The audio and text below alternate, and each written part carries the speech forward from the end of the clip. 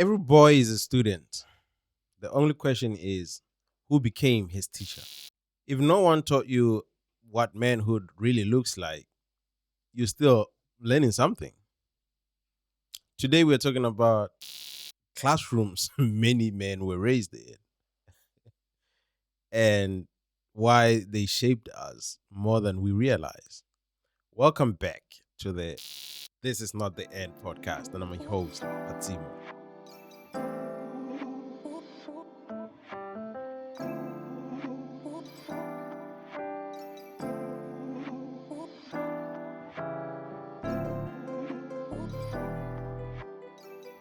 The reality is, when a father or a mentor is missing, life does not pause. Boys still learn how to respond to pain, they still learn how to handle conflict, they still learn how to measure worth, they still define success. They kind of find a way to learn how to define what success is. But without guidance, we learn by observation and survival. And survival doesn't teach wisdom, it teaches reaction. Oh my God, it does teach reaction. All right. And, the classrooms that raised us, man, come on now, you know them, right? You know them. And let's just let's just name them, right? We named them in the first podcast, but let's just name them. First of all, we understand a lot of things that we learned. We learned from the streets. The street teaches us toughness over tenderness. Like, why you gotta be that tender, bro? Thick skin. You gotta develop. You gotta be a tough nut. You. That's the street. Everybody who grew up in the streets. You don't have to necessarily grow up in the streets, and you can have a house that you go back to, and but in that house there's no male figure, or there's no like father figure. There's nothing. You know what I'm saying? They could be there, but some of them they just drink. You know they're just not there for you, right? So what teaches you toughness? The streets. you know, and it teaches you also to be dominant, like dominance over what dialogue. It doesn't teach you to, our first president used to say, I didn't know him, unfortunately, he died when I was a toddler, or I don't know if he died, maybe he died before I was born or something like that. But there was this thing that we were told that he used to say, ntakgolo ke a molomo. Like, you just have to learn to talk things over. You don't have to fight. When you have conflict, you, you have to talk about these things. You know what I'm saying? So the street doesn't teach you that. It teaches you to be dominant. You don't have to dialogue, like sit down and reason together, even as the Bible says. God said to Isaiah, let's sit and reason together. Or was it Isaiah saying to God? But I think it was God saying to Isaiah. I mean, if God can do that, come on, man. You know, and it teaches you not to do that. You just have to be dominant. And I remember when I used to go in arguments, I used to be loud. I'll be that loud that the loudness will just make some other person keep quiet. And I remember when I was becoming better at that, I told my wife that was my weakness. Like, I would even stand up, in an argument. I would even stand up and like shout for no good reason. And some people didn't like that. And I realized that I'm hitting people by just doing that. You know what I'm saying? But that's the street, though. If you cannot fight, you just have to be loud. So you don't have to like exchange ideas. And I'm not used to people telling me that you hurt me. If they say that, I say, well, this is what you also did. you know so you just have to dominate whatever that situation that you are in. You know what I'm saying? So that's the streets. It teaches you that. And it teaches you never to show you weakness. Like, why are you like that, man? Toughen up. And really, sometimes you something hurts you, but you just have to be above it. you know that's what the street teaches you. You don't go through that im- im- that grief. You don't go through that. You don't process it properly. You just have to toughen up and don't show your weakness. That's what the street. And you learn how to survive, and when you survive and you learn how to survive, when you learn how to survive, you don't learn how to heal. So it takes time for you to heal, and you grow up with the hurt that you didn't address. You didn't let yourself to, grieve. You didn't learn how to, sit down with yourself or talk to somebody, or just, you didn't learn those things. And imagine now you're supposed to be in a relationship with somebody, you know, a wife, children, and you're still carrying that because that's what you learn from the street. Learn how to survive, survival mode. It doesn't help. You know what I'm saying? Yeah, but it's good, but it doesn't help you build anything. And if you don't heal, we all know what happens to people who are hurt. Hurt people hurt people. That's what a lot of people say. And my pastor has this thing where we are having an argument, like, and I start to be, because my pastor can be loud too, and I start to be loud too. Like, I remember those days, but we're doing it jokingly, and he'll be like, "Who hurt you? Who hurt you?" Because he be seeing that now in me coming out, you know, and he'll be like, "Yeah, who hurt you?" So that's what the street teaches us, man. Dominance, and don't show your weakness. And the other thing that teaches us is pawn. So we're naming the wrong classrooms here. I know what you're gonna say, but porn teaches a lot of things, and up to this day, right? Up to this day, there are people who still learning from porn. Like grown men, like even older than me, they're still learning from porn. But the truth of the matter is, porn teaches you desire without responsibility. Intimacy without accountability. Nothing, man. You know, and that's the honest truth. I know there's a lot of people making money out of it. And I know a lot of people, when they get rejected, that's where they go. When my wife rejects me, I go there. That's just the norm. You know what I'm saying? So, but you need to understand that it's killing you. You know what I'm saying? It's making you even more weak. It's bringing all these things that are not right into your life, like that you're introduced to, you know things. It opens portals, and man, it's a whole lot of things that I think I need to get Pastor Josh come in and talk about porn. You know what I'm saying? But one thing that I know is it's just teaches you to desire things without responsibility. You ever seen people who kind of say, "Yeah, we are men, we are wired differently." If it might make sense that we are wired differently and we want, assorted, whatever. It makes sense, and it will make sense because I look at myself, I'm like, why am I looking at that girl like that? You know what I'm saying? So it would make sense when you hear stuff like that. We are wired different. You know what I'm saying? You know it may make sense, but the honest truth is, it will destroy you. You know what I'm saying? It will destroy you because you're not going to be with that person and with your wife. You're always going to go back to your wife, you know. And when it like destroys you totally, it will say that one is good. And then when you get to that one, you get used to that one, you want somebody else. You're always going to do that, and that doesn't show a sense of responsibility, but it gives you that desire. You know what I'm saying? So, and it also teaches you bodies without covenant. Like you can't sit here and make covenant with, you know because marriage is a covenant. When you get in, you act like you're going into a covenant, but you don't respect that covenant. You know what I'm saying? So that's what porn teaches. Even relationships, man. Like you go into relationship, you don't respect that person that you are with, the girlfriend or the boyfriend or whatever. You don't respect them because what did you see there? There's no respect. Oh, come on. Come on. I used to watch porn. I used to watch. There's no respect there. Come on now. We gotta name these things and shame them. You know what I'm saying? That's the truth, though. That's the truth. And it teaches you intimacy without connection. There's no connection. You're not connected to that person. Let's just be true, and let's not fake it. You know what I'm saying? Let's not fake it. You know? So that's just the way it is. So it trains you to it trains the mind, your mind, to consume, not to cherish. Just consume and not cherish anything. My friend, so may his soul rest. when now I started thinking about, you know, you man, man, you gotta stop watching porn.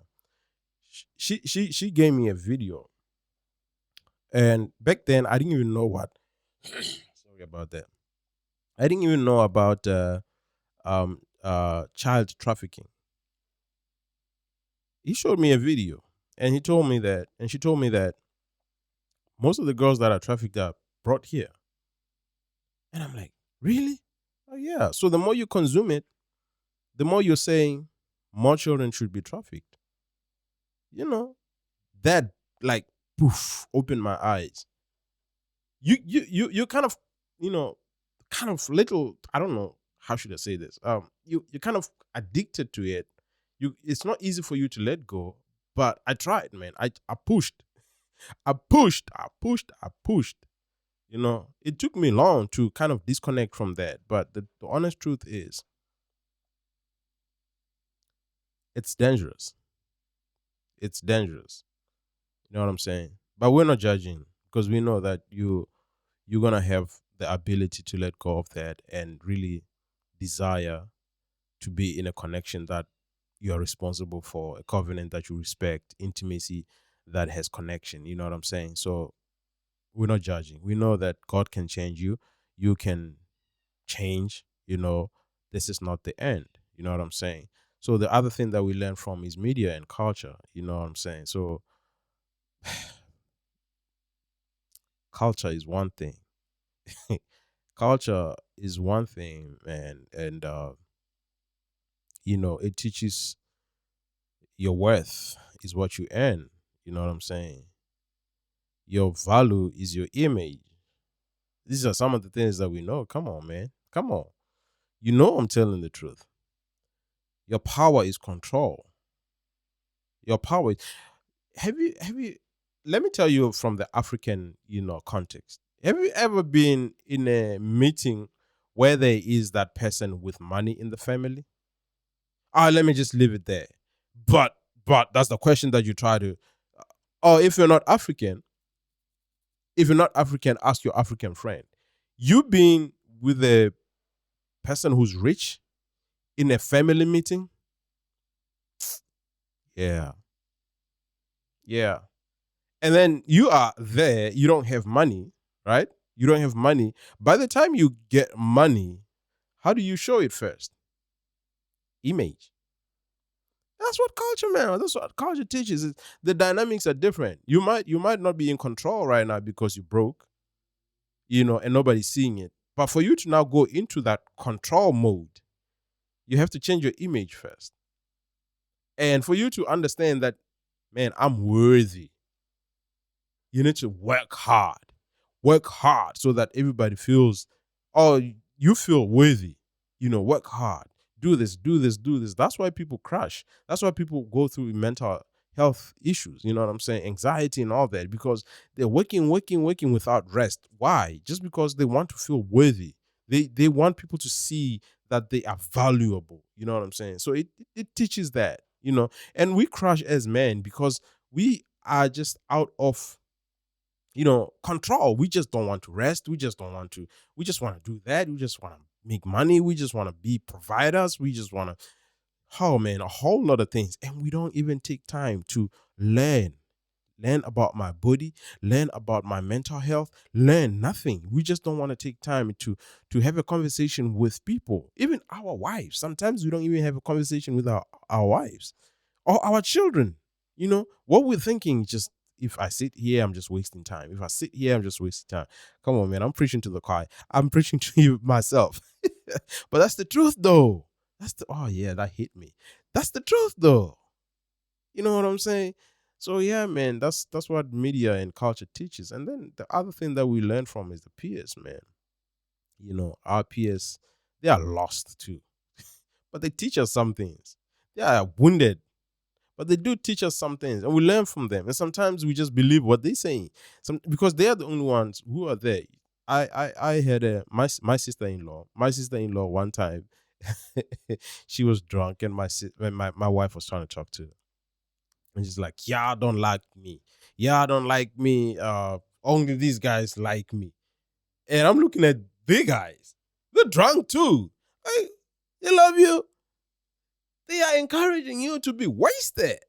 What are you talking about? What are we talking about? What are we talking about? So, we not wounded. I mean, look at how they're drinking. Well, I was drinking at the time, but me, I wasn't like them. I'm not being judgmental, but that's the truth though.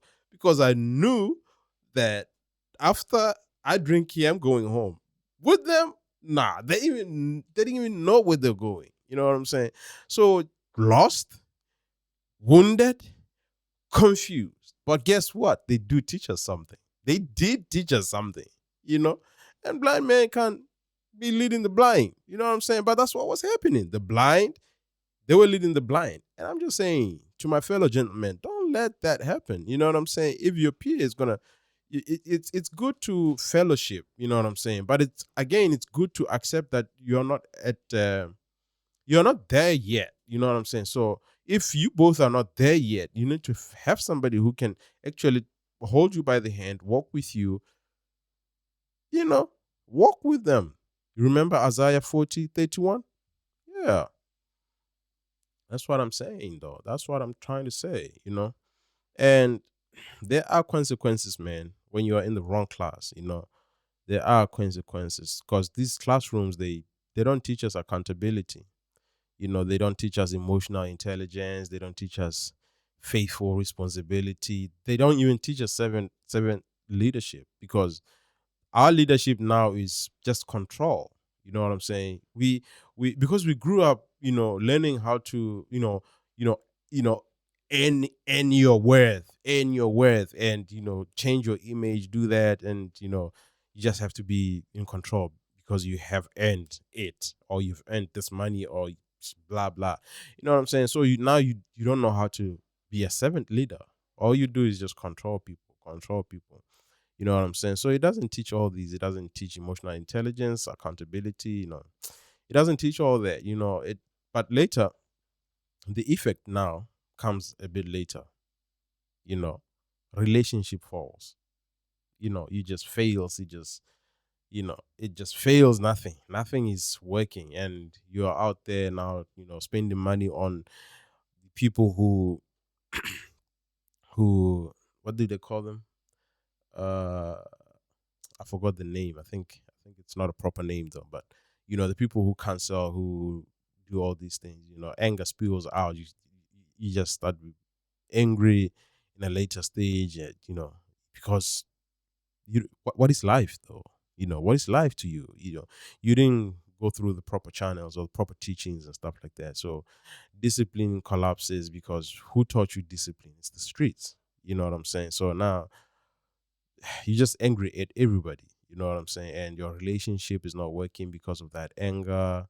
You're trying to be in control, and sometimes that there are ladies that don't take that.